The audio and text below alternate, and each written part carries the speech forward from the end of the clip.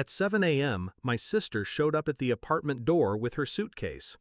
"I'll live here now," she said, like it was decided. Behind her, my mother's voice cut in, sharp and smug.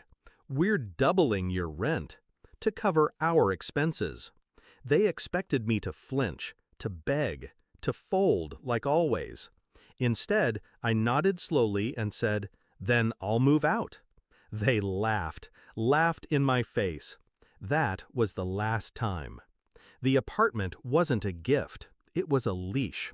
My parents owned the building. I rented from them, always under the illusion it kept me close. In reality, it kept me controlled. A reminder that even as an adult, I was living under their roof. And my sister? She'd always been the golden one. No job, no direction, but adored. Where she failed, they excused. Where I succeeded, they diminished. Still, I paid, on time, every month. I furnished the place myself, turned 4 bare walls into a home. And for a while, I told myself it was enough. But that morning, when they stood there smirking, I realized they never saw me as a tenant, or a daughter, just a wallet they could squeeze dry.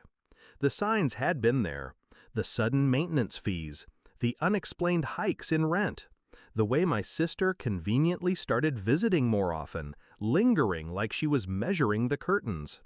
And then came the ultimatum: pay double, accept my sister as a roommate, or get out.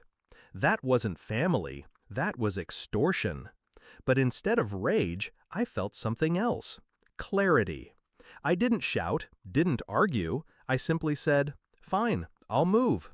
What they didn't know was that the lease, drawn up years ago when they were careless, listed every piece of furniture, every fixture, every improvement as mine, purchased, maintained, and owned by me.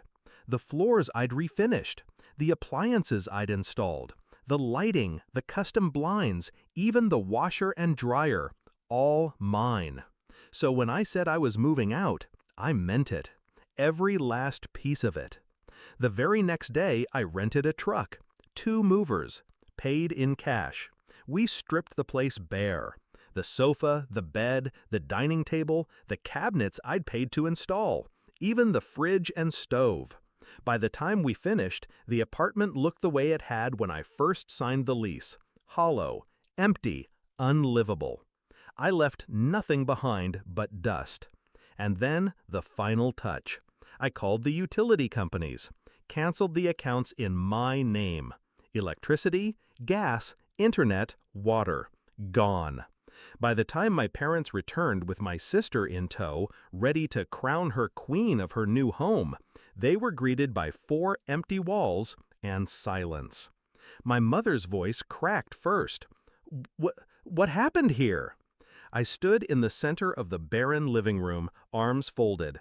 I moved out, like I said. My sister's jaw dropped. "But where's the furniture?" I looked at her, calm. "Mine, all of it. Check the receipts." Then I handed them an envelope. Inside, termination of lease, effective immediately. A stack of invoices proving every improvement had been made from my pocket. And, for good measure, a notice from the utilities confirming service shut off. The color drained from my father's face as he scanned the documents. He knew what it meant. Months, maybe years, of repairs before they could rent it again. Money they didn't have. "Enjoy your new apartment," I said softly. "It's exactly what you deserve."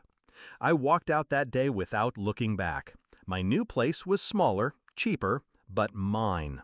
No strings, no chains. My parents had laughed when they thought they had me cornered. My sister had smiled when she'd stolen my space. But now they had an empty shell of an apartment, and I had freedom. Revenge doesn't always come in fire or fury. Sometimes it comes in silence, in empty rooms, in the echo of your footsteps as you leave someone behind with nothing. And as I closed the door, I realized the truth. For the first time in my life, I wasn't living in their house. I was living in my own.